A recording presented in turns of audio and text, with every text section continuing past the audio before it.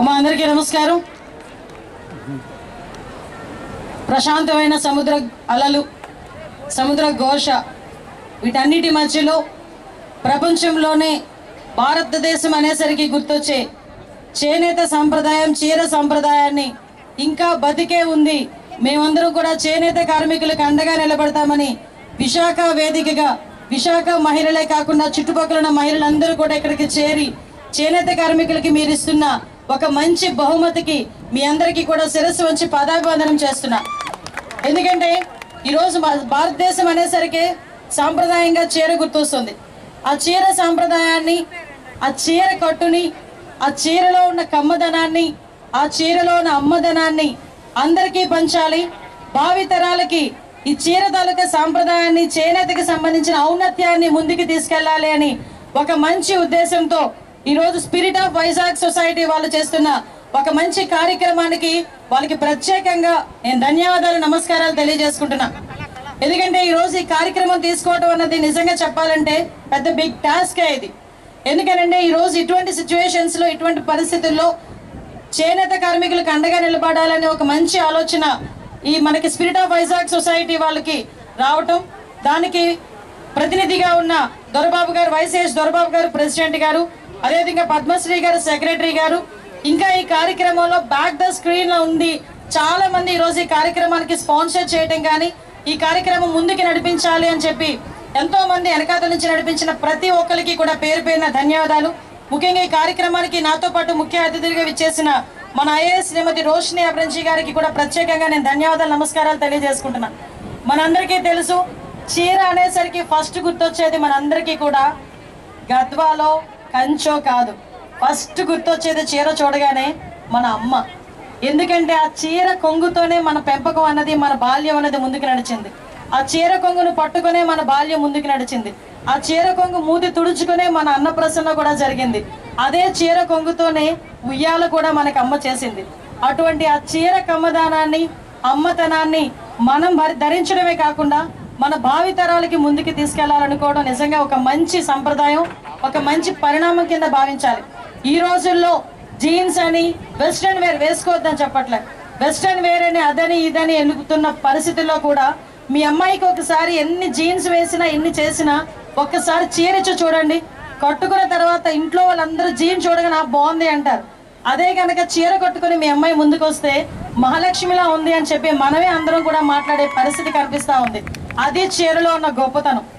ఈ రోజు మన దగ్గర చూస్తే చేనేత రంగాలు వాళ్ళకి ఈ రోజు మనం కట్టుకున్న ఈ చీర వాళ్ళు నేసేటప్పుడు వాళ్ళ తాలూకా ఆకలి, వాళ్ళ తాలూకా జీవన విధానం, వాళ్ళ తాలూకా ప్రేమ, వాళ్ళ తాలూకా ఆప్యాయత అంతా కలుపుకొని ఆ చీరలో నేచి ప్యాకెట్ లో పెట్టి మన దగ్గరికి వస్తే అది కూడా మనం అంతే ఆప్యాయంగా మన ఒంటి మీద ధరించిన తర్వాత నిజంగా వాళ్ళకి ఇచ్చిన ఒక సరైన బహుమతి ఆ చేనేత కార్మికులకి.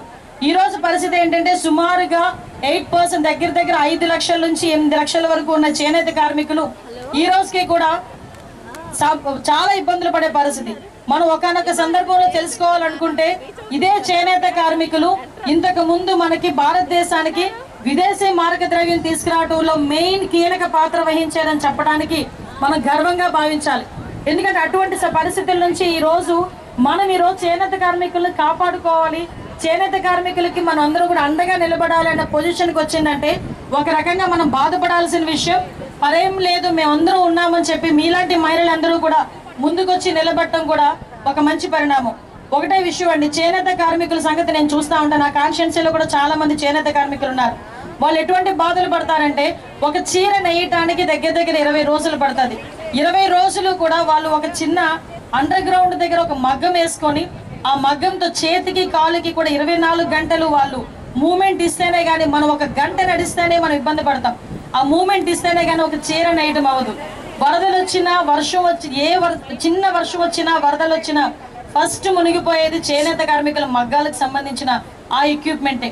అటువంటి పరిస్థితుల నుంచి కోవిడ్ లాంటి విపత్కరమైన పరిస్థితుల్లో కూడా వాళ్ళు తట్టుకొని నిలబడి ఈ రోజు మనందరికీ కూడా ఒక సాంప్రదాయాన్ని గౌరవించడమే కాకుండా ఇదే భారతదేశ సాంప్రదాయం అని ఎన్ని ఇబ్బందులు ఎదుర్కొన్నా కూడా ముందుకు తీసుకెళ్తున్నారు.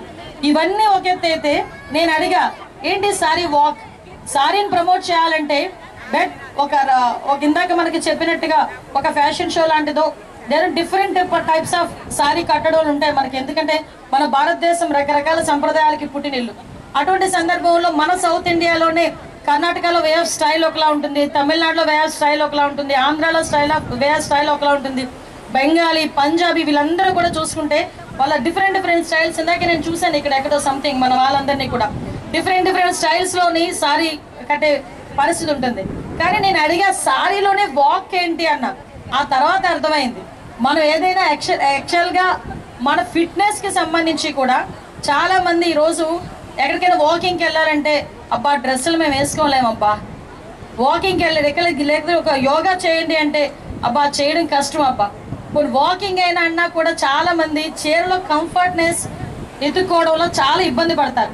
కానీ ఈరోజు నాకు అనిపించింది ఒక 2 కిలోమీటర్స్ సారీలో కూడా వాక్ చేయగలిగాం. సో ఇది రెండింటికి సంబంధించింది. ఒకటి మనకు ఫిట్నెస్కి సంబంధించి, అదేవిధంగా మన ఆరోగ్యానికి సంబంధించి, అట్ ద సేమ్ టైం చేనేత కార్మికులకి మనందరం కూడా అండగా నిలబడాలని ఒక మంచి స్లోగన్ ఇచ్చినందుకు మీ అందరికీ కూడా ప్రత్యేకంగా ధన్యవాదాలు. ఎందుకంటే ఒక చిన్న కార్యక్రమం. చీర ఎలాంటిదంటే ఏ కాలానికైనా దానికి తగ్గ చీరలు ఉంటాయి. మన ఇంట్లో వాళ్ళు అంటారు ఎన్ని చీరలు ఉన్నా మీకు ఇంకా ఆశ తీరదే అంటారు. ఈ రోజు కొత్త చీరలు 10 ఎన్నో ఉన్నా ఇంకొక చీర ఉంటే బాగుంది అనిపిస్తుంది మనకి. అది చీరలో గొప్పతనం.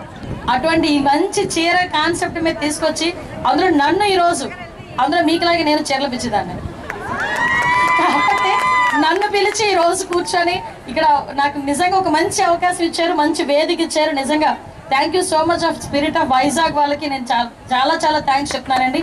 ఒకటే చెప్తున్నా, మీ అందరి దయ వల్ల మీలాంటి వాళ్ళందరూ కూడా ముందుకు రావటం వల్ల ఈరోజు చేనేత అన్నది బతకాలి. ఎందుకంటే ఈరోజు మహాసముద్రాన్ని తలపించేటట్టుగా ఈరోజు మహిళా సముద్రం అంతా కూడా ఈరోజు ఇందాక నేను చూశాను. సుమారుగా లాస్ట్ ఇయర్ కండక్ట్ చేస్తే 8,000 మంది వస్తే ఈసారి కండక్ట్ చేయడానికి రిజిస్ట్రేషన్సే దగ్గర 13,000 మంది ఉన్నాయంటే hats off to Vizag women నిజంగా. ఎందుకంటే మీరందరూ కూడా ఈరోజు ముందుకు వచ్చి మన సంప్రదాయాన్ని, మన కట్టుబొట్టుని కూడా ప్రపంచానికి, భావితరాల వారికి తీసుకెళ్లడంలో మీ వంతు సహాయ సహకారాలు అందించడమే కాకుండా నన్ను కూడా ఇందులో భాగస్వామిని చేసినందుకు ప్రత్యేకంగా అందరికీ కూడా ధన్యవాదాలు. ఈ రోజు నుంచి 7వ తారీఖున కూడా మనకి జాతీయ చేనేత దినోత్సవం. చేనేత దినోత్సవం ముందు ఈ కార్యక్రమం జరగడం కూడా ఒక మంచి పరిణామం కింద భావించాలి.